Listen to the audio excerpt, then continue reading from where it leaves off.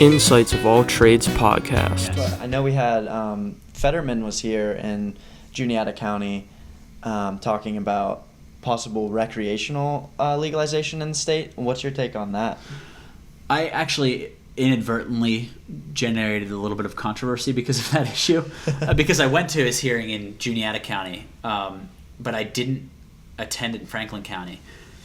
And someone asked me and another Franklin County legislator who didn't attend why. And we made the comment kind of offhandedly that it was a political sham and that we felt like he wasn't actually going around to listen. And that got a little bit controversial because he obviously is. But when I went to the one here in Juniata County, there were about 100 people there, but 30 to 40 were from the Harrisburg suburbs, okay. I noticed. And then also, it's the lieutenant governor's event. Of course I was invited and the commissioners were invited and we all sat up front. But that's like, obviously the people that are going to show up to a John Hershey fundraiser support John Hershey. The type of people that show up to a recreational marijuana event are people that support recreational marijuana. Yeah. And so it was kind of statistics matter to me as an economics major, and it was kind of a sampling error bias. What happened there. Whereas, for example, I pulled the issue later on the telephone town hall that I did.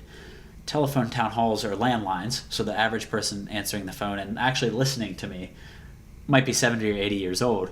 And that pulled totally differently, where it was probably 60-40 for recreational marijuana when the governor came here. When I pulled it on landlines, it was 90-10 against, or 82 to 18 against, or something like that. Okay.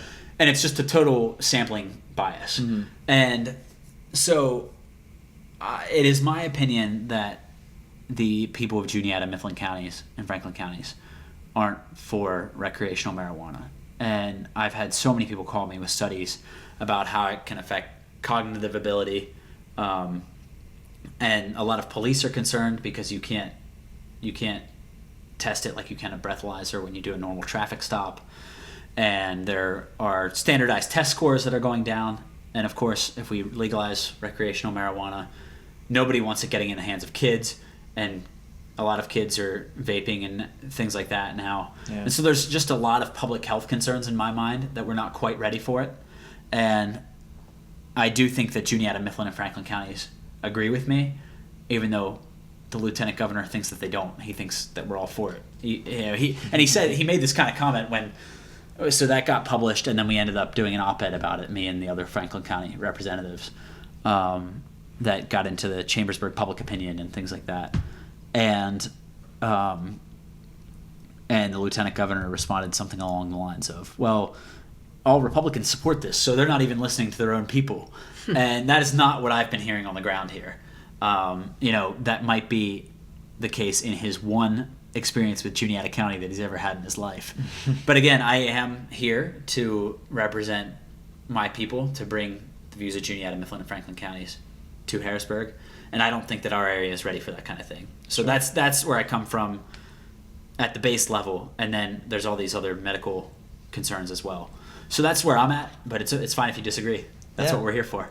I don't think this comes from a Republican or a Democratic agenda, but from the eyes of a lot of millennials, it seems like a lot of people our age just view it as inevitable that either at the state level or maybe someday the federal level will legalize recreational marijuana. Would you agree that it's I do actually see it as inevitable. And you talked about the federal level, and that brings up another point as to why I don't think I can support it now, is that it's still a federally scheduled Schedule 1 drug. Yeah. Mm-hmm. And that means that there are certain things, businesses can't get certain types of insurance because of that scheduling, because the banks won't insure you. You can still not be admitted to the military, things like that, if you're smoking marijuana. There are certain things you can't do at the federal level. And I do think that before Pennsylvania ever takes it up, that the federal government needs to address it. Because at its face, this has not been overturned by the courts. But in my opinion, it is unconstitutional if we were to do something, because the federal government has already said, no, this isn't going to happen. So I think that the federal government needs to do something. But I think that they might eventually And a lot of my even Republican colleagues say, hey, there's a lot of tax revenue to be gained here. Pennsylvania could bring in an extra $100 million, $200 million a year, just like we do with taxing liquor and things like that. So it might happen, and I'm willing to have conversations about it. I have not been closed-minded. Like I said, I will always listen to people.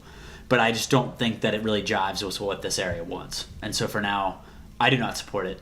But I have had conversations with people who do that are perfectly reasonable. And in that same way you brought up about how if we legalized it at the state level and it's not federally, like there's a whole mumbo jumbo about what do you actually do with businesses, and we did legalize it medicinally. Yes. Is there any sort of paradox there with physicians can't quote unquote prescribe it, like they have to give the cards so because it's a class 1, so since the DEA I believe is federal licensure, correct? So so they couldn't like prescribe it, they can only offer the cards. Yeah, that's correct. Yeah, there's been some issues there. And then there are also physicians that have claimed to be doctors for dubious purposes for issuing cards and things like that we've seen. And then we also see people that are training people how to get medical cards, which is fine if you have a legitimate reason to have one. But there's just a lot of issues with that federal scheduling that we still have to work out.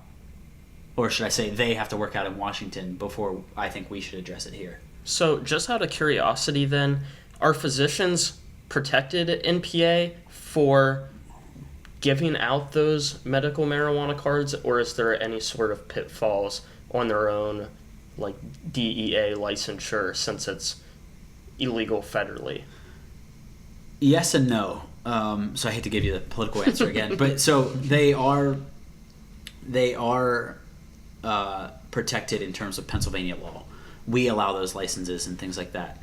The federal government does not, but DEA hasn't been enforcing those kinds of licenses where the state legalizes it. But they could if they wanted to. But they could if they wanted to.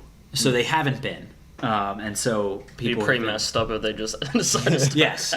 So, and I don't think the DEA would ever unilaterally crack down like that. And Donald Trump is a pretty conservative president and has not had them do that. And DEA is under his purview.